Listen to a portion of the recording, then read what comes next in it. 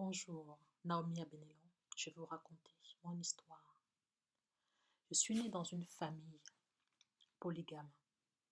Mon père avait plusieurs femmes et ma mère était sa première épouse. Enceinte de moi, ma mère a eu toutes les difficultés du monde à mener sa grossesse à terme. Mais grâce à Dieu, j'ai vu le jour. Une fois née, les médecins lui annonça que je suis asthmatique grave. Toute sa famille, ses oncles, ses cousins, ses tantes, lui conseillèrent de se débarrasser de moi dans la forêt parce que tout le monde était persuadé que j'allais mourir. Mais maman tint le coup et avec tout son amour, j'ai grandi.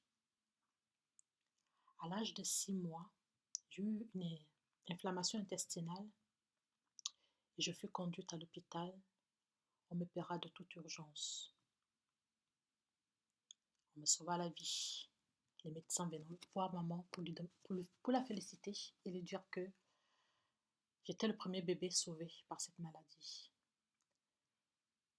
J'ai grandi et maman se sépara de mon père dont j'ai vécu sans ma mère. Je grandis dans une famille aimante avec un père, mes frères, mes sœurs. Je passais la plupart de mon temps à l'hôpital. Je continuais mes études comme je pouvais. À l'âge de 7 ans, je fis la rencontre de Jésus. Et il me rassura en me disant que j'avais ma place sur terre et que j'étais venue pour une mission bien plus précise. Cela me rassura. Cela me permit de grandir en toute quiétude. À l'âge de 15 ans, j'ai quitté mon père pour aller rejoindre ma mère au Gabon.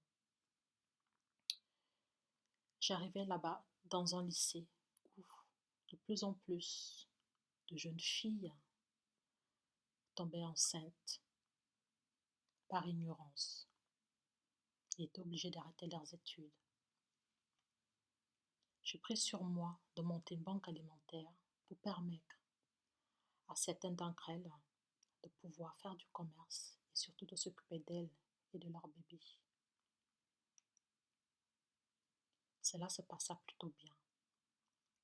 C'est à partir de ce jour-là que je compris ma mission sur terre, aider les autres, à donner un chemin, à donner de l'espoir, à leur dire de ne jamais baisser les bras parce que Dieu est toujours avec nous, l'univers est avec nous. Rien ni personne ne peut prévoir si nous allons vivre ou mourir. Rien ni personne ne peut nous ôter ça.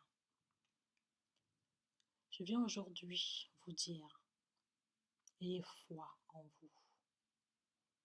Aimez-vous. L'amour est la chose la plus puissante qu'on peut s'offrir à soi-même et après aux autres. Aidez les uns sans aucune ambiguïté. Rendez service, mais d'abord aidez-vous vous-même. Je parle particulièrement aux femmes, parce que c'est elles qui m'intéressent particulièrement. Nous sommes une bénédiction sur cette terre. Dieu nous a mises là parce que nous devons être là. Ne jamais accepter que quiconque te rabaisse, te méprise, te sous-estime, te traite pour moins que rien. Parce que la seule personne qui connaît ta destinée, c'est l'univers, c'est ton Dieu. J'ai perdu mon père il y a 6 ans de cela. Et je fus effondrée. Et dans cette perte, j'ai découvert dans cette douleur que ma famille, qui était tellement idéale à mes yeux, ne l'était pas. Je traversais et je traverse toujours des moments difficiles, mais Dieu a toujours été avec moi. J'ai cette chance-là d'être en conversation permanente avec lui et surtout avec Jésus.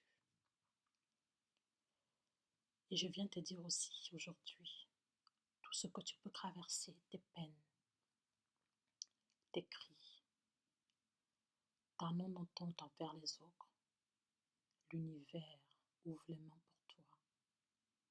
L'univers est là pour toi, pour te guider. Travaille dans ta mission. Cherche absolument à savoir quelle est ta mission sur Terre. Travaille pour être en accord avec ta mission sur Terre. Crée ton entreprise pour être en accord pour ta mission sur Terre et tu n'en seras que très heureuse. Élève tes enfants qui seront le fruit de ce monde demain dans leur mission. Remercie l'univers de tous les biens qu'il te donne tous les jours. Prie, prie, mais surtout agis. Lève-toi et bats-toi. Lève-toi, même si c'est compliqué, c'est dur. Toutes les petites actions que tu peux entreprendre sont de grands pas qui peuvent changer énormément de choses dans ta vie. Si tu as un travail, un emploi où tu te sens complètement enfermé, où tu ne te sens pas toi, prends ton courage à deux mains. Cherche quelle est ta mission et conduis-toi petit à petit vers elle, parce que c'est elle qui est le sommet et qui va te sauver. Reste, écoute-toi, écoute ton cœur, écoute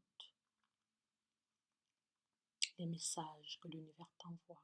Oui, parce que l'univers nous parle à nous tous. Il n'y a pas des personnes réservées sur Terre pour l'entendre. Sauf que nous, on oublie ou on ne veut pas écouter ce que l'univers nous envoie comme message parce que c'est là. Souvent on n'est pas bien ou en frein le pourquoi nous devons faire certaines choses.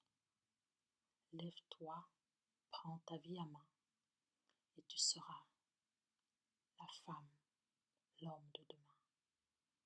L'univers, le monde a besoin de toi. Le monde t'attend. Soyez bénis.